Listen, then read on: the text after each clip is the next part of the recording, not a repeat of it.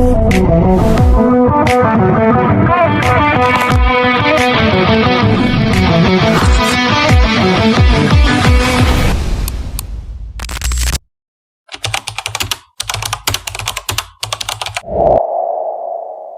Assalamualaikum warahmatullahi wabarakatuh, Bu. Waalaikumsalam warahmatullahi wabarakatuh. Perkenalkan, Bu, kami mahasiswa dari Unimed, masih semester 3, Bu.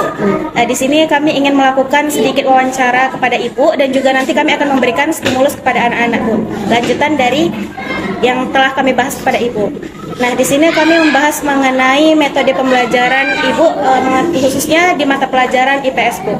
Jadi kami izin perkenalan diri dulu, Bu. Saya Desita Fadila, Bu. Saya Najwa Fasya Simamora. Saya Suci Khairani Stegar. Saya Dunisa Aulia. Saya Putri Mahari. Kalau untuk Ibu sendiri, Bu, boleh? Perkenalkan, nama saya Nurdarizky Taufriyani. Baik, terima kasih, Bu. Iya. Lanjut. Bu, kami langsung lanjut ke pertanyaannya, ya, Bu. Di sini biasanya Ibu itu memakai metode apa saja sih, Bu, saat mengajar IPS pada anak kelas 6 ini, Bu? Kalau mode pembelajaran saya gunakan, saya pernah menggunakan mode PBL. Kalau metodenya biasa kan lebih ke ceramah, penugasan, tanya jawab. Lanjut, Bu. Iya. Kenapa sih, Bu, menggunakan metode yang tadi, Bu? Ya, karena kan kalau di mata pelajaran IPS kan banyak berkaitan dengan kehidupan anak sehari-hari. Jadi mode tersebut lebih cocok lagi. Lalu apa sih, Bu? Apakah siswa itu merasa senang, Bu, dengan metode yang Ibu gunakan, Bu? Ya, senang. Kalau anak-anak saat bosan, Ibu biasanya bagaimana agar anak-anak tetap semangat di dalam pembelajaran itu? Saya melakukan ice breaking, kemudian saya melakukan gamifikasi word wall, main games gitu. Seperti itu biasanya. Kombinasi, ya, Bu? Iya. Lalu kira-kira apa sih, Bu, kendala yang sering muncul saat Ibu mengajar IPS kepada anak-anak Ibu? Terkadang ya itulah fokus anak kurang. Iya. Karena kan gaya belajar anak ini kan berbeda-beda gitu kan. Lanjut, Bu. Menurut Ibu, kira-kira metode yang paling cocok untuk kami kan, Bu, nanti calon guru nih kan, Bu, metode yang Ibu sarankan untuk kami untuk mengajar anak-anak SD mengenai pembelajaran IPS gitu? Ya PBL karena berkaitan dengan kehidupan sehari-hari. Problem based learning. Kira-kira, Bu, media pembelajaran apa saja sih, Bu, yang bisa biasanya Ibu gunakan untuk menarik minat belajar dari anak-anak, Bu? Medianya ya penggunaan IT lah, penggunaan itu seperti word wall kami sering gunakan di kelas. Jadi kan ini per kelompok si anak. Nanti kan di word wall kita buat soal, setiap perwakilan kita suruh maju ke depan. Mungkin itu aja, Bu, sedikit pertanyaan dari kami, Bu. Kami ucapkan terima kasih kepada Ibu yang telah membantu kami, Bu, dalam menyelesaikan tugas ini.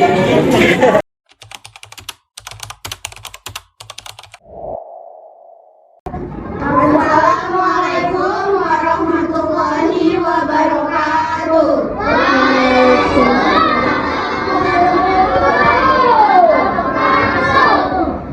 Perkenalkan adik-adik, kakak dari Universitas Negeri Medan. Ada yang tahu nggak di sini Unimed di mana? Tahu pancing. Belum tahu ya? Tahu? Mungkin ada yang tahu, ada yang nggak tahu ya.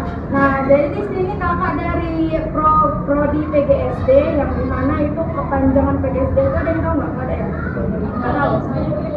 Itu kepanjangannya adalah Pendidikan Guru Sekolah Dasar. Nah, jadi kalau kakak kesini datang itu pengen ngajarin adik-adik tentang memperkenalkan tentang tokoh-tokoh pahlawan kita yang ada di Indonesia. Nah, sebelum kakak ini mengajarkan adik-adik, kakak pengen perkenalan diri dulu.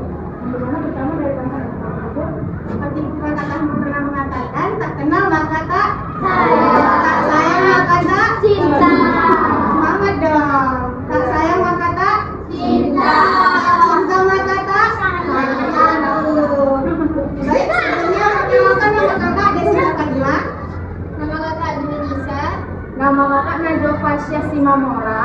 Nama kakak Suci Khairani. Nama aku Putri Mahari. Oke, sebelum kakak-kakak mau memulai ya, di sini kakak-kakak yang lainnya pengen ice breaking dulu. Jadi kakak serahkan kembali kepada kakak-kakak kita yang lain.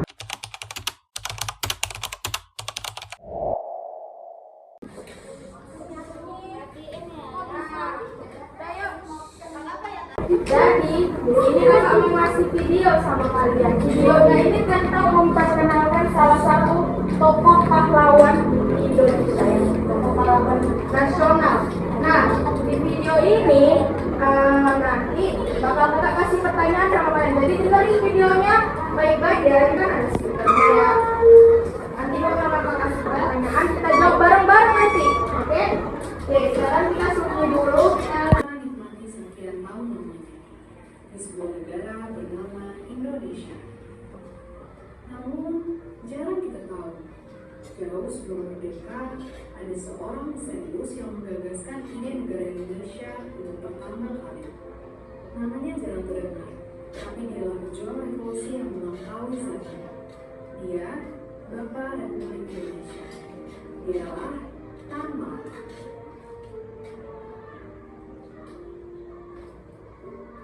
Kecil senang berketua memutuskan pulang membawa semua pelajaran itu untuk ia siapkan menjadi bahan pertempuran membela negeri yang telah menderita, Indonesia.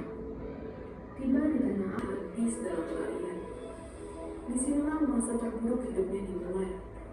Ia bersembunyi dengan 23 nama samaran, menjelajah 11 negara, menguasai 8 bahasa, dan bekerja hingga jadi tukang ketik hanya untuk bisa bertahan. Lama setelah itu, ia pun bertemu dengan seorang pemuda Sumatera bertubuh kecil, sama seperti dirinya, Sultan Syahrir namanya.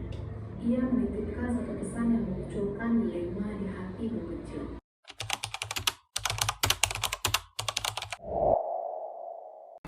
Mungkin ada nggak di sini yang tahu Tan Malaka itu siapa? Tahu. Kalau tahu itu bagus banget. Kenapa?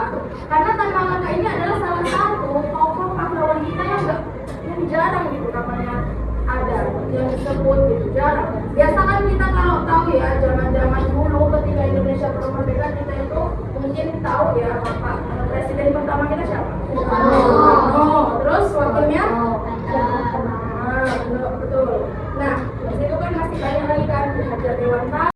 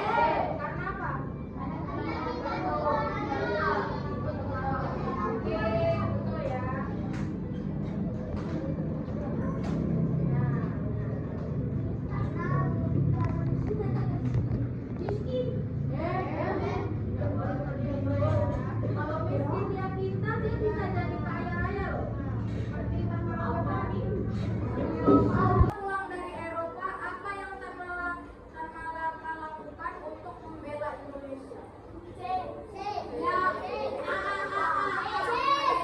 Ada yang A. Kamu bisa jawab aja.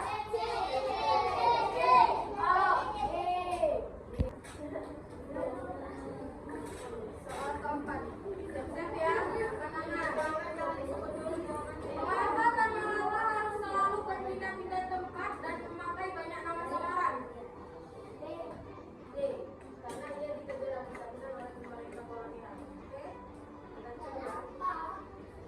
Oke, yang udah jawab, jangan jawab lagi ya. Akan kasih kesempatan untuk yang